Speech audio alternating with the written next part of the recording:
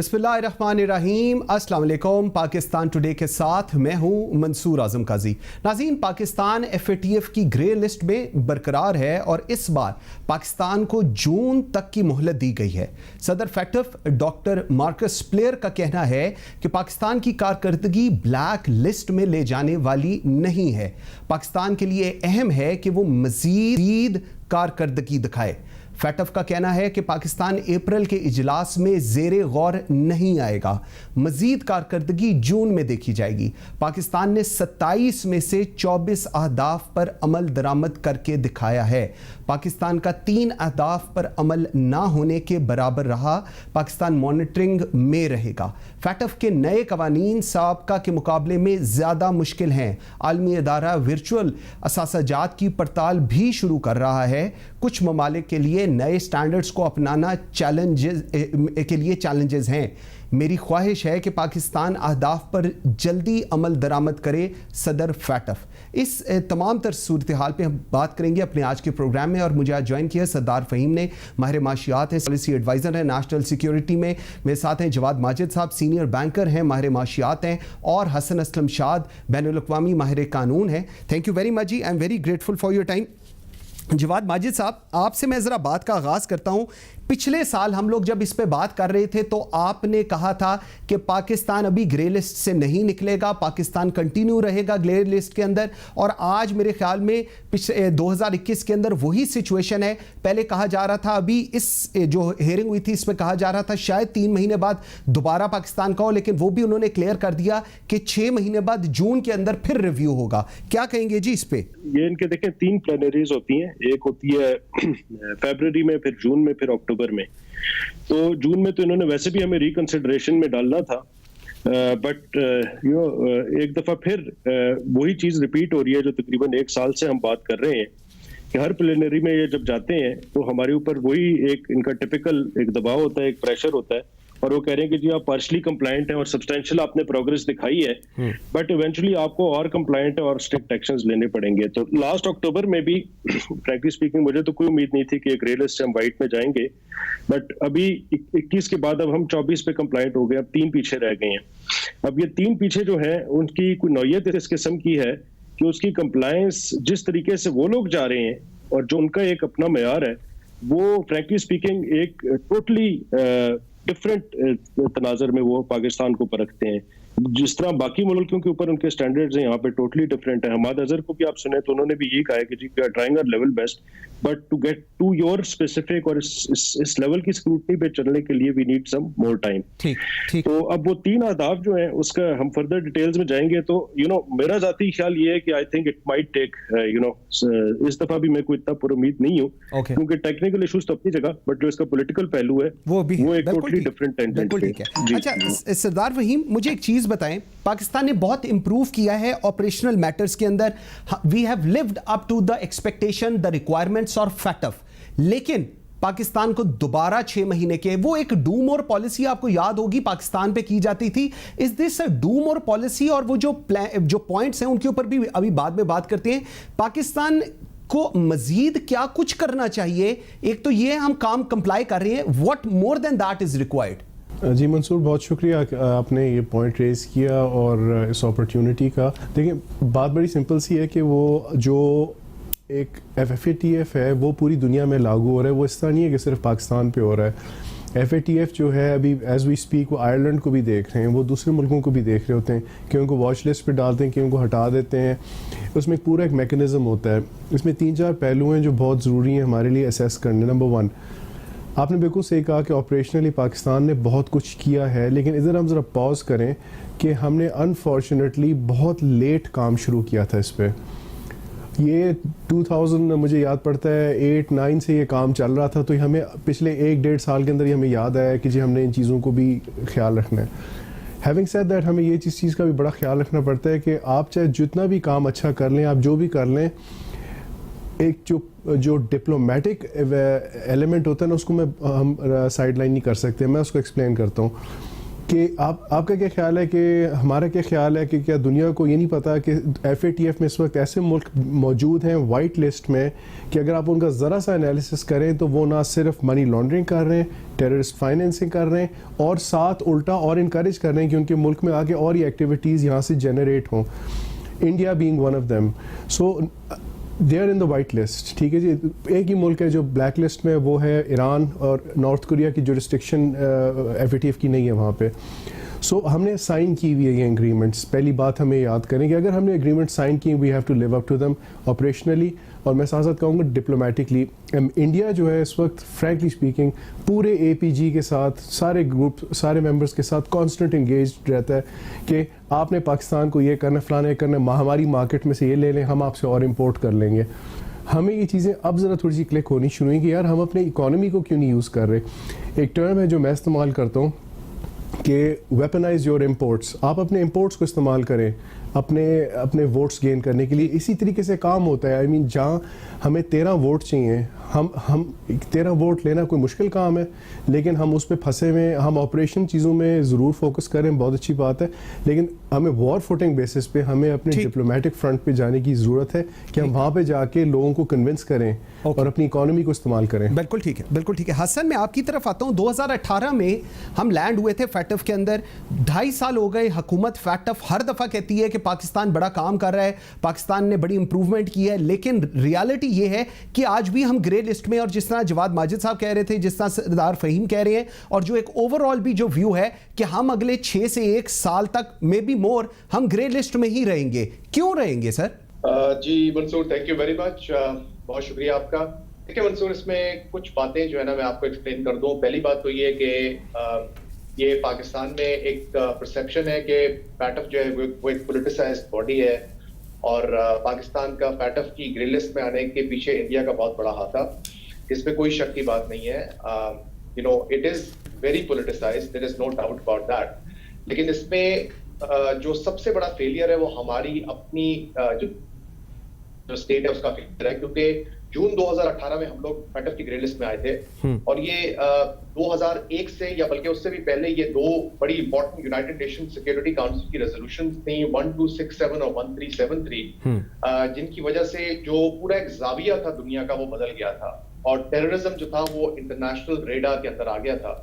और हमें ये पता होना चाहिए था कि हमें एक प्रॉपर हाउसकीपिंग करनी चाहिए, हमें अपनी जो बहुत सारे जो हमारी ऑब्लिगेशंस हैं हमें उनको फुलफिल करना चाहिए, वो हमने नहीं किया।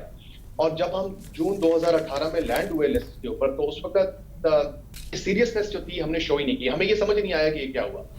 अब हर दफा ये हो रहा है कि हमें ग्रे लिस्ट पे डालने के बाद हमें एक्सटेंशन दी जाती है और हमें ये कहा जाता है कि हम आपको रिव्यू करेंगे।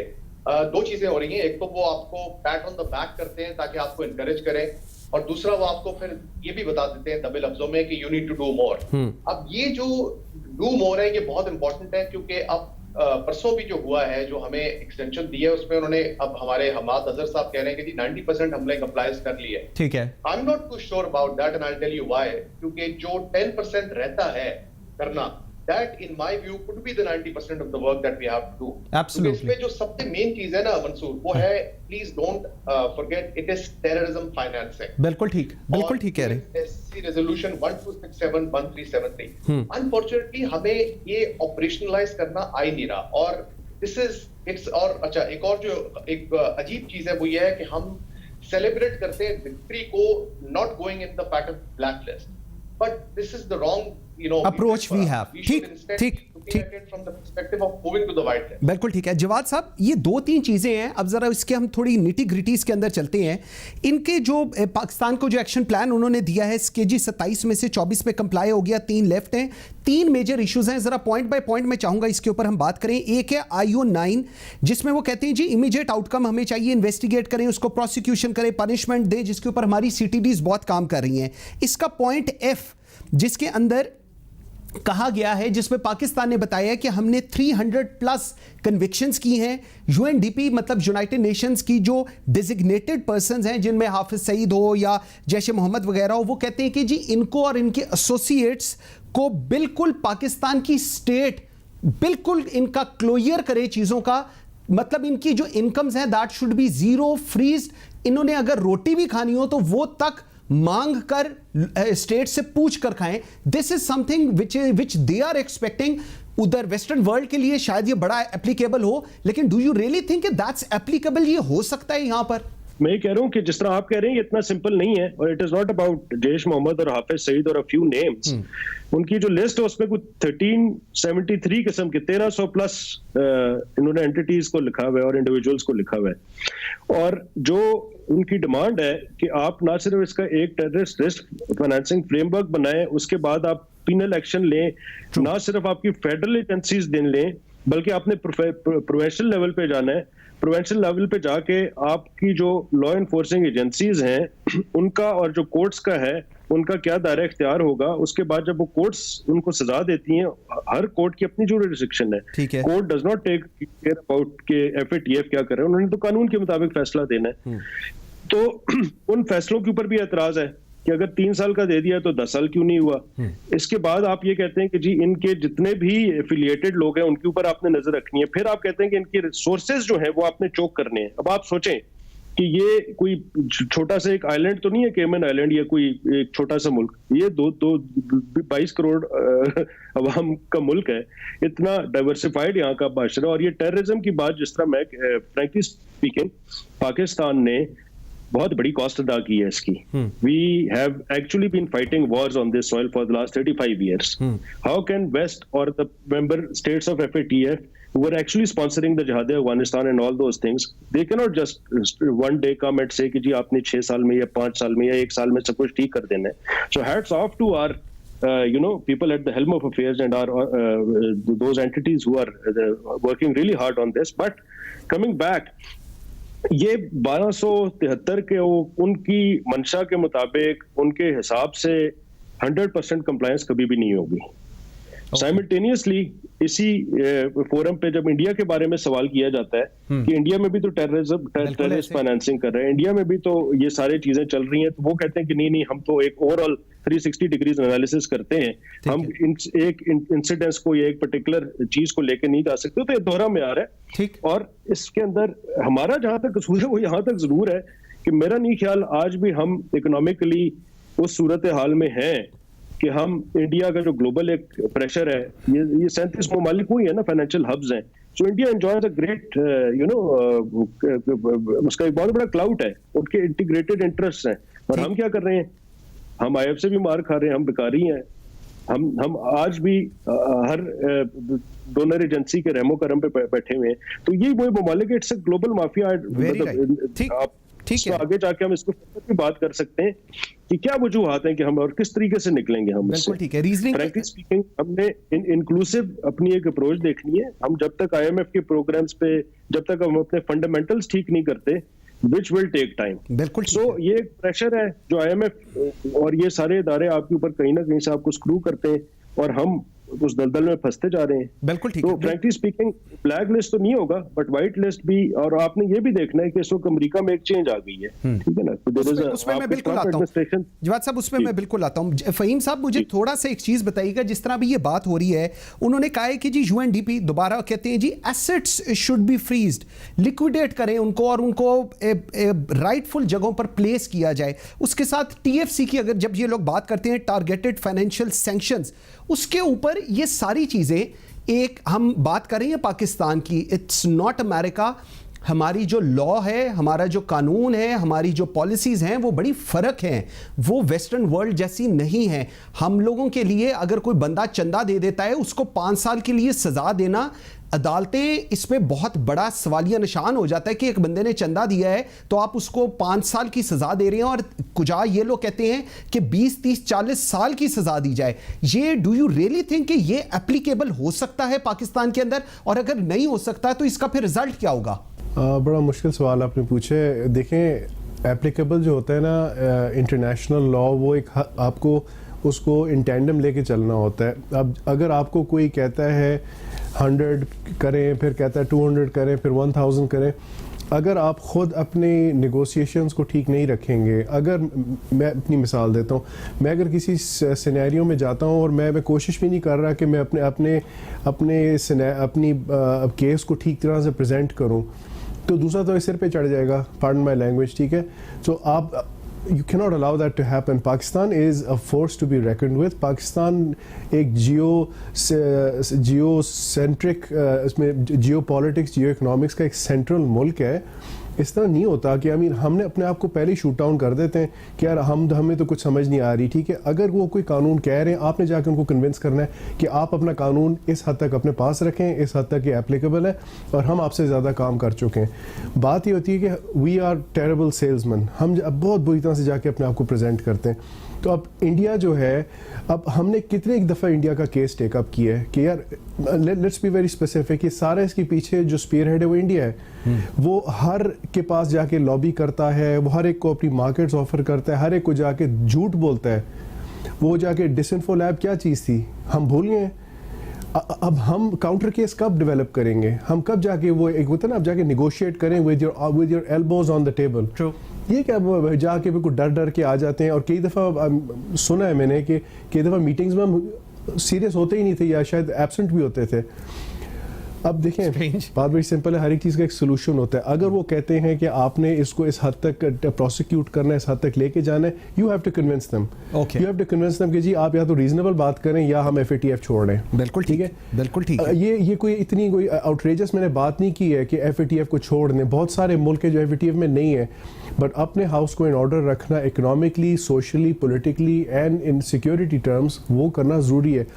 मैं मंसूर जो एक बहुत पेंस टेकिंग मैं कहने की कोशिश कर रहा हूँ वो एक चीज़ ये है कि देखें, बावें जो मर्जी है दूसरा कहे, आपने उसको ना सिर्फ प्रॉपरली रीइंटरप्रेट करना होता है, आपने उसके पास जाके ठीक तरीके से रीनिगोशिएट करना होता है कि भी this means this means this does not mean this. अब हम जाके अगर हर चीज़ हमने एक्सेप्ट करनी है तो फिर तो आप एक्सपेक्ट नहीं कर सकते कि मतलब कि आप कभी भी किसी की बातें फुलफिल कर सकते. बिल्कुल ठीक है. We have to be very clear हमने क्या करना है.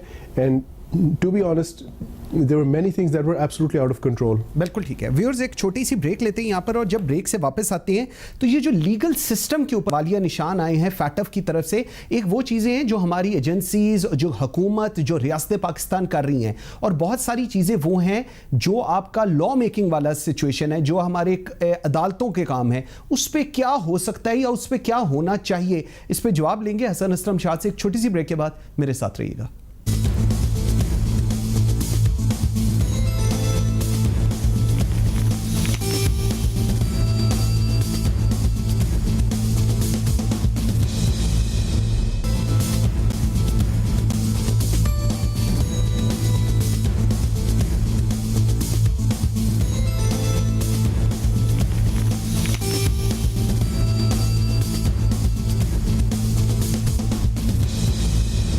Welcome back after the break. जी, हसन असलम शाह, ब्रेक पे जाने से पहले आपके लिए सवाल छोड़ गया था. हमारी जो पनिशमेंट्स हैं, जो हमारा लीगल सिस्टम देता है, FATF के मुताबिक वो कंपैरेटिवली कम हैं as compared to the western world. So हमारे लीगल सिस्टम या जुडिशल सिस्टम, इसमें तो ये ऑल टुगेदर एक रिफॉर्म करने की ज़रूरत है अगर हमने FATF के जो उनके SOPs हैं उसके बराबर आने. क्या कहेंगे? देखिए मंसूर, ऑफ कोर्स आप कभी भी ये नहीं हो सकता कि आप अपना लीगल सिस्टम जो है पूरे का पूरा उसको FATF के मुताबिक कर दें. लेकिन आई एम श्योर कि FATF की जो एक ऑब्जेक्शन है वो सिर्फ इस चीज पे नहीं है. जो पेनल्टीज हैं वो थोड़ी होती हैं या थोड़ी ड्यूरेशन के लिए होती हैं. एक और जो बहुत बड़ा एक स्टिकिंग पॉइंट है उनका वो ये है कि हमारी जो लॉ एनफोर्समेंट एजेंसीज हैं, they are not able to prosecute. तो हमारा जो लीगल सिस्टम है उसके अंदर कुछ ऐसी चीजें हैं जिनको आपके FATF जो है वो कंसिडर कर रहा है कि ये हम उनकी रिक्वायरमेंट्स को मीट नहीं करते. Having said that, it is simply impossible कि आपका जो लीगल सिस्टम है वो FATF के स्टैंडर्ड्स के मुताबिक 100% हो जाए. ऐसा ना हो सकता है और ना हमें प्रेशर किया जा सकता है. लेकिन अभी मेरा ख्याल है गलबन फहीम साहब ने या जवाद साहब में से किसी एक ने ये बात की थी कि आपको देखें डिप्लोमेटिकली भी जो है अपनी पोजीशन को एक्सप्लेन करना पड़ता है. ये बहुत अच्छा पॉइंट उठाया है कि आपको दुनिया में जब कोई चीज बताई जाती है तो आपका काम होता है कि आप आगे से काउंटर आर्ग्यू करें, आप उसको जो है एक्सप्लेन करें, आप दुनिया के उनकी जबान में उनको समझाएं कि ये चीज जो है ये इस तरह है, ये हमारे मुल्क में इस तरह इंप्लीमेंट होगी. मैं इतना कॉन्फिडेंट नहीं हूं कि हमारी जो टीम्स है उन्होंने जाके ये चीजें शुरू दिन से जो है ये एक्सप्लेन की है अच्छी तरह. हम बहुत डिफेंसिव थे और हम बहुत लेट जो थे हम बेदार हुए थे. और अगर हम इसको सीरियसली लेते, अगर हमारे पास भी शुरू दिन से नॉलेज होती और कैपेसिटी होती और विल होती ये चीज जाके एक्सप्लेन करने की, तो शायद आज हम शायद ना होते हम इस पैटफ की ग्रे लिस्ट के ऊपर। ओके। अच्छा जवाद साहब, एक और चीज़, पाकिस्तान ब्लैक लिस्ट में नहीं जाएगा, ये तो हम सबको पता है। पाकिस्तान ग्रे लिस्ट में रहेगा अगले साल, 1.5 साल, गॉड नोस कब तक, ये भी हो गया। सर, ये जो एशिया पैसिफिक ग्रुप है जो म्यूचुअल एवेल्युएशन रिपोर्ट इशू करता है, अगर हम फैटफ से निकल भी आते हैं, लेकिन जो हमारे सिस्टम की परफॉर्मेंस है, फाइनेंशियल सिस्टम्स की, उसके ऊपर भी बहुत बड़ा सवालिया निशान है। और अगर हम फैटफ से निकल भी आते हैं, उसके बावजूद एक क्लोज मॉनिटरिंग पाकिस्तान के फाइनेंशियल सिस्टम के ऊपर रहेगी। इसको आप किस तरह देख रहे हैं? बिल्कुल आप सही कह रहे हैं, और बल्कि अभी जिस तरह मेरे दूसरे भाई कह रहे थे, मैं वहां से कंटिन्यू करूंगा कि लास्ट अक्टूबर वाला जो था सेशन, उसके लिए तो हमने बहुत जोर लगाया था डिप्लोमेटिकली। हाँ। और मुख्तलिफ जगहों पे गए, और बट इस दफा कोई ऐसा मुझे लग रहा है कि हम रिकंसाइल कर गए कि यार ये 3 मुल्क तो हैं, मलेशिया, टर्की और China, so let it be grey and कुछ करते हैं। और उसके बाद तो इस दफा हमारे कोई डिप्लोमेटिक लेवल पे कोई उस तरह की एफर्ट नजर नहीं आई। आई थिंक हम कंटेंट थे कि लेट इट बी। जहां तक देखें, अब इसके आपने बिल्कुल सही बात की है, इसमें भी अगर इनके जो आप वेबसाइट पे जाके देखेंगे तो वो कह रहे हैं कि ठीक है आपने 24 तो कंप्लाई कर ली, लेकिन 40 हमारे रिकमेंडेशंस भी हैं, ऑल्दो उसकी ग्रे लिस्ट और व्हाइट लिस्ट तो उसका इफेक्ट नहीं है, बट वो एक चीज लाते हैं कि जी वी विल सी कि ये कितनी सस्टेनेबल रहती हैं ये, and we will also be monitoring it, कि हो सकता है ये 24 तो आपने कर ली है, आप बाकी 3 में से 2 कर लें, लेकिन अगले में हो सकता है उसमें से 2 पुरानी निकाल लें कि जी वहां पे ये मसला हो गया। खैर, so there are 2 sides of it. One is the money laundering and financial monitoring, other is the terrorist financing. तो money laundering वाला जहां तक तल्लक है, हमारे जो फेडरल बैंक है, हमारे जो बैंक्स हैं, ऑल्दो यहाँ पे भी कुछ फियास्कोस हमने सुने हैं, but the amount of money laundering which is happening across the globe, even in West, in developed countries, in Middle East, और वो कोई रडार वहां पे नहीं होता, खुले आम चल रहा होता है। तो उस लिहाज से I think we have done tremendous job in the last few years. The banks have really complied, this federal bank has really laid down a lot of penalties on banks. अभी भी रिसेंटली मेरे ख्याल में 2 दिन पहले उन्होंने जो अपना एंटी मनी लॉन्ड्रिंग की जो पॉलिसी उसको फर्दर इनकी जो लेटेस्ट रिकमेंडेशंस हैं उसके मुताबिक उसमें ढाल दी है, और वो इमीडिएटली इंप्लीमेंट भी हो जाएगी। So I don't see a lot of problem on the financial side of this और the money laundering side of this. The actual problem is on the terrorist financing. And जो आपने दरमियान में बात की कि जी 13 लोग अगर हमारे साइड पे हो जाते हैं, 13 लोग हमारी उस वक्त वोट होगा जब हमारे पास अमेरिका की आशीर्वाद होगी। डिप्लोमेटिकली मेरे ख्याल में सबसे मैं इस पे बिल्कुल जवाद साहब, मुझे एक चीज थोड़ी सी बताते जाइएगा, क्योंकि बैंकिंग से भी आपका है। ये जो एक कहा जा रहा है जी, banking transactions right from day one जो हम लोग देखते आए हैं, EML, ड्यू डिलिजेंस, ये तो बैंकिंग के अंदर जितनी भी इनफ्लक्स आ रहा होता है या आउटफ्लो जा रहा होता है, वो तो बड़ा स्ट्रिक्ट होता है, कंप्लायंस बड़ी एट ऑल लेवल चेक की जाती है। बट व्हाई इट्स सो कि बैंकिंग को भी ये अभी तक उस लिस्ट के अंदर डाल रहे हैं, पाकिस्तान के बैंकिंग सेक्टर को? जी, हमारा बड़ा वेल रेगुलेटेड बैंकिंग सेक्टर है, और जो भी इंटरनेशनल इनके जो फाइनेंशियल स्टैंडर्ड्स हैं उनको हम कंप्लाई करते हैं। बल्कि जो लेटेस्ट फाइनेंशियल स्टैंडर्ड्स पूरी दुनिया ने अगले 3 या 5 साल में कंप्लाई करने हैं, इस वक्त हमारा स्टेट बैंक ऑलरेडी हमारे बैंक से वो कंप्लाई करवा चुका है, ISFRS वगैरह जो है। So we do not as such have a lot of problem, that is just a pressurising tactic, just to because आपका ये जो फेडरल बैंक या आपका जो मिनिस्ट्री ऑफ फाइनेंस है, these are the 2 main key stakeholders other than a few other agencies who are represented by the। ठीक। अच्छा जवाब, वो फहीम साहब, टेररिस्ट फाइनेंसिंग की बात हो गई, क्रॉस बॉर्डर की बात हो गई, इनफ्लक्स आउटफ्लक्स अक्रॉस बॉर्डर की दोबारा बात की जा रही है, हुंडी हवाला की बात की जा रही है, और स्मगलिंग की बात की जा रही है, और इसको लेकर टेररिस्ट फाइनेंसिंग को लिंक किया जा रहा है इन सारी चीज़ों के साथ। फेंसिंग पाकिस्तान कर रहा है, कोशिश हर लेवल के ऊपर कर रही है, लेकिन आज सवाल ये है कि यूएस का और सऊदी अरेबिया का इस चीज़ के अंदर होने से क्या पाकिस्तान के लिए कुछ बेहतर सिचुएशन हो सकती है, और अगर ये नहीं होंगे तो फिर सिचुएशन क्या होगी? सऊदी अरेबिया का तो सुनने में आ रहा है कि अब रुझान फिर चेंज हो रहा है टुवर्ड्स पाकिस्तान, तो देखते हैं कि क्या होता है।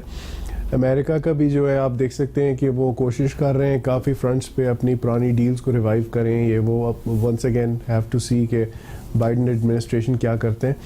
लेकिन मैं थोड़ा सा मंसूर माजरत से मैं फिर से कहूँगा कि हमारा होमवर्क क्या तैयार है। गवर्नमेंट ने इतनी एफर्ट की है, अगर 2 साल के अंदर आप फ्रॉम नोवेयर आप 24 पॉइंट्स पूरे कर चुके हैं, मैं सिर्फ फैटफ पे फोकस करूँगा, तो ये पहले भी तो हो सकता था ना, तो ये हम पहले भी कर सकते थे और आपके पे कोई उस तरह से नज़र ना पड़ती। और जब आप एफर्ट करते हैं तो फिर आप दूसरे को कम से कम क्वेश्चन कर सकते हैं कि जी होल्ड ऑन अ सेकंड, आप मुझे ये कह रहे हैं तो दूसरे मुल्क को भी तो ज़रा आप लाए ना। एक तो अब बुनियादी बात यह है कि इसके अंदर एक डिप्लोमेटिक ऑफेंसिव की बहुत ज़रूरत होती है। अगर इस वक्त सऊदी अरेबिया का सपोर्ट हमें मिल सकता है, अगर हमें अमेरिका की सपोर्ट मिलती है तो बहुत फ़ायदा होगा, लेकिन that's not the end of it. हमें we have to push harder कि कॉन्स्टेंटली अपनी डिप्लोमेटिक एफर्ट्स होनी चाहिए, इकोनॉमिक डिप्लोमेटिक एफर्ट्स के। एक ब्रेक का कहा जा रहा है, इंडिया का नाम हम ऐसे लेते हैं जैसे कि पता नहीं कि क्या है। फहीम साहब, मुझे एक ब्रेक का कहा जा रहा है, सिर्फ एक छोटी सी ब्रेक ले लीजिए, हम यहीं से स्टार्ट करेंगे, मेरे साथ रहिएगा।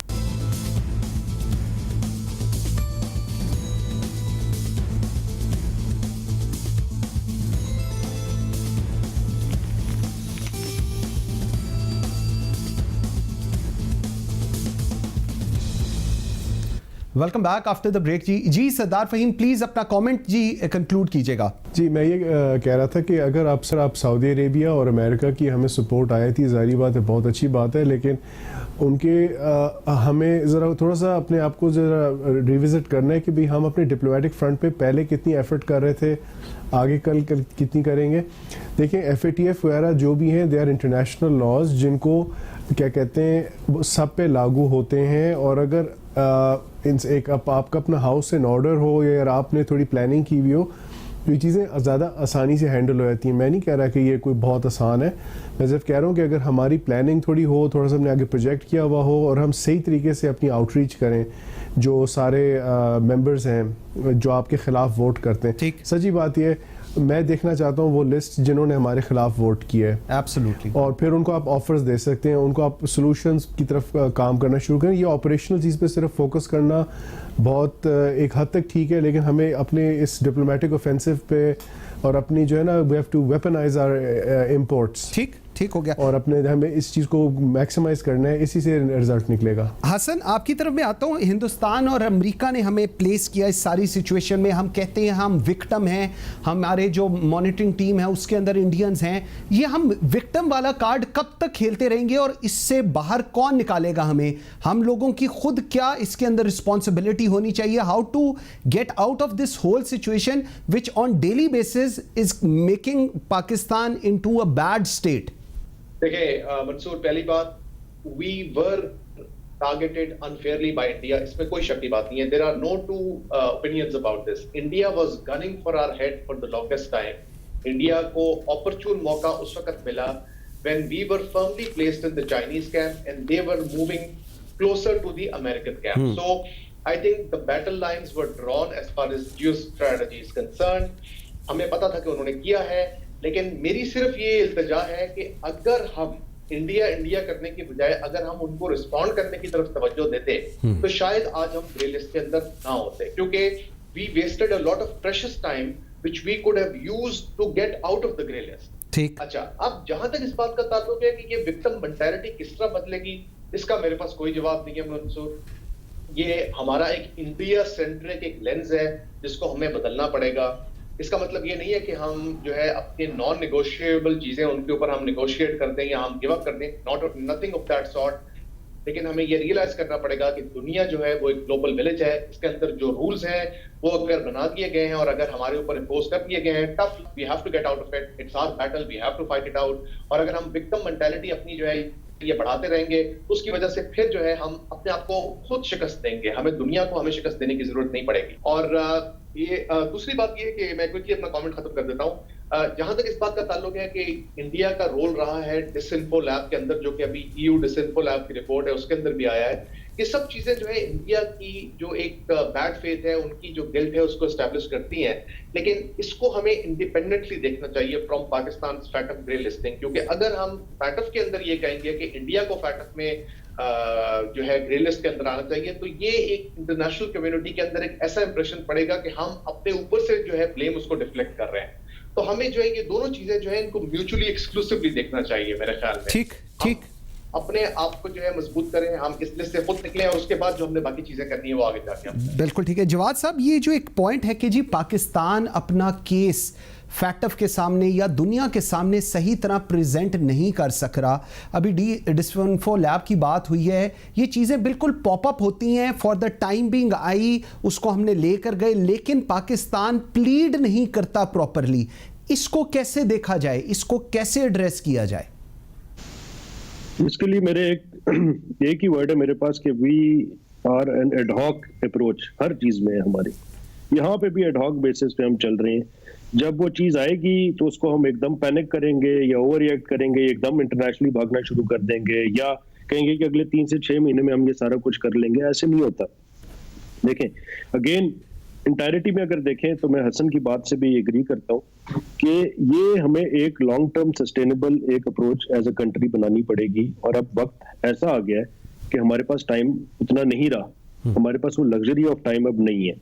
सबसे बड़ी इस वक्त जो आपकी, ठीक है, militarily we have done well, but we are in shackles as far as the economy is concerned. That's the biggest debacle that we have today. It is either we are a fiscally failed state or we are very close to a fiscal failure.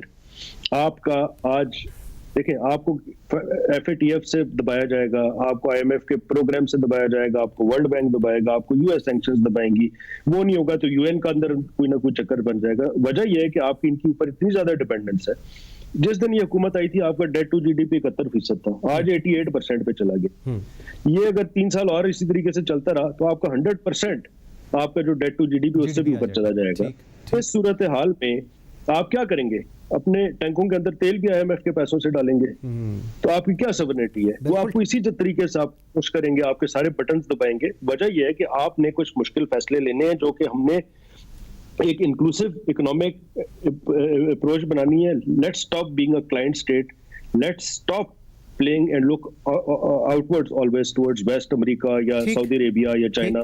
बेकारी approach से निकल के हमें कुछ सख्त फैसले वो लेने हैं। मैं कंक्लूड करता हूँ इसको, जो कि मैं हर दफा आपसे बात करता हूँ, डिफरेंट फोरम्स पे भी करता हूँ। हम जब तक अपने फंडामेंटल्स ठीक नहीं करेंगे, हमने अपना टैक्स ठीक करना है, हमने अपना FBR ठीक करना है, हमने अपने ये जो सिक यूनिट्स हैं इनको ठीक करना है, हमने अपने एग्रीकल्चर इंडस्ट्रियल रिफॉर्म्स लाने हैं, हमने ये सारी चीजें, और साथ साथ हमारे पास जब तक सेहत के लिए, तालीम के लिए, रफाए अमा के लिए बजट नहीं होगा, और वो कब होगा? ठीक हो गया कि ये जो लोग पावर सेक्टर में बैठे हैं इनको अब सैक्रिफाइस करना पड़ेगा। ये अवाम और टैक्स ना दे सकती है, ना इसमें हिम्मत है। इनको अपने शेयर में से कुछ ना कुछ कंट्रीब्यूट करना पड़ेगा। Until unless we address our fundamentals, we will keep on doing what we are doing. ठीक है सरदार फहीम, मुझे क्लोजिंग कमेंट की तरफ दीजिएगा। एक तो जो बात हो रही है कि एडहॉक अप्रोच है हमारी, हमें अपने फंडामेंटल्स को ठीक करना है। जब तक हम अपनी इन बेसिक चीजों को ठीक नहीं करेंगे, दुनिया फैटअप हो, UN, यूनाइटेड नेशन हो, हिंदुस्तान हो, अमेरिका हो, they all will come up to us. क्यों? इसको एड्रेस किस तरह करें? आप लोग ज्यादा पॉलिसी को देखते हैं, पॉलिसी को बनाते हैं। कौन सी ऐसी पॉलिसीज बनाने की जरूरत है या उनको इंप्लीमेंट कराने की जरूरत है? देखिए, इसमें 4-5 चीज़ें आती हैं। पहली बात यह है कि हमने क्या क्या साइन किया हुआ है, हमने क्यों साइन किया था और हम पे क्या रिस्पॉन्सिबिलिटी आती है। अगर हमने खुद कोई चीज़ साइन की हो तो आपको माननी पड़ती है, और एट अ सर्टेन पॉइंट हमें ये भी कंसिडर करना चाहिए कि हम उस एग्रीमेंट से निकल जाएं। दूसरी बात, देखिए, FATF हो या ना हो, हम खुद चीज़ों को बहुत कैजुअली कई दफ़ा ले जाते हैं। और फिर देखें, जब हम एफर्ट कर रहे हैं, गवर्नमेंट ने एफर्ट की, तो अब आप देखें ना, वो नंबर्स प्रोड्यूस होने शुरू हो गए। आप पहले क्या FATF की बात थी, अब क्या बात थी? एफर्ट की गई है और रिजल्ट्स प्रोड्यूस हुए हैं। ठीक है, nothing will ever be perfect, सीधी सी बात है। जब आपका अपना हाउस इन ऑर्डर होता है, देखें, या तो पॉलिसीज़ को थोड़ा सा रिव्यू करना होता है, आपने ऑपरेशनली अपने आप को देखना होता है, लेकिन जो मेरी नज़र में सबसे इंपॉर्टेंट चीज़ है वो है कि आपको थोड़ा सा लॉन्ग टर्म प्लानिंग करनी पड़ती है। और 2-4 कीप इट सिंपल, 2-4 आपको एक अपनी एक्शन पॉइंट्स बनाने होते हैं कि कॉन्स्टेंट आउटरीच हो, सारा वक्त वोट्स इकट्ठे करते रहें, सारा वक्त जो है आप अपने आप को क्रिटिसाइज करते रहें, कि उससे आपका सिस्टम साफ होता चला जाता है। ठीक है जी। मैं आखिरी बात ये कहूँगा कि UN सिक्योरिटी काउंसिल के 5 परमानेंट मेंबर्स हैं, वो बात वोट पर ही आती है। ठीक है जी, और हमें इस चीज़ को बहुत जल्दी पिक कर लेना चाहिए। हमने इन द पास्ट, क्योंकि हमारे 1-2 सुपर पावर्स के साथ ज़रा ज़्यादा चंद प्रोजेक्ट्स पे करीब थे, तो हमने अपने आप को थोड़ा रिलैक्स रखा है। बिल्कुल ठीक। ये मैं कहता हूँ, ये हमारे लिए ब्लेसिंग इन डिस्गाइज है, FATF और ये कोरोना वगैरह सारी चीज़ें, क्योंकि आपके अपने सिस्टम्स इंप्रूव हो रहे हैं। बिल्कुल ठीक है Sardar Faheem, thank you very much. Javad Majid साहब, thank you very much. Hasan Aslam Shad, thank you very much जी फॉर योर टाइम। 2-3 चीज़, Pakistan is not a good seller. Let's accept it. Pakistan has to work on it. दूसरी चीज़, पाकिस्तान रिस्पॉन्सिबिलिटी ले रहा है, लेकिन रिस्पॉन्सिबिलिटी के साथ साथ पाकिस्तान को ऐसे काम करना है, दुनिया को कन्विंस करना है what Pakistan is doing. Fundamentals हमारे ठीक होने की ज़रूरत है, हमारी लॉ मेकिंग को ठीक होने की ज़रूरत है. हमारे इदारों ने, हमारी CTDs ने अक्रॉस पाकिस्तान बहुत काम किया फैटफ को लेकर, लेकिन जो व्यू पॉइंट वेस्ट का है वो हमारा नहीं है. उसके लिए हमें लॉ मेकिंग करने की ज़रूरत है, उसके बगैर नहीं हो सकता. और इन सारी चीज़ों के बाद, ये सब कुछ करने के बावजूद भी पाकिस्तान के रिलेशनशिप्स ठीक होने बड़े ज़रूरी हैं US के साथ और बाकी चीज़ों के साथ, ताकि पाकिस्तान अपना केस प्रॉपरली प्लीड कर सके दुनिया के सामने. फैटफ और no FATF, Pakistan needs to come out of this. Thank you very much watching Pakistan today. You can follow us on Facebook and Twitter. मुझे मंसूर आजम काजी को इजाज़त दीजिए. अल्लाह हाफिज़.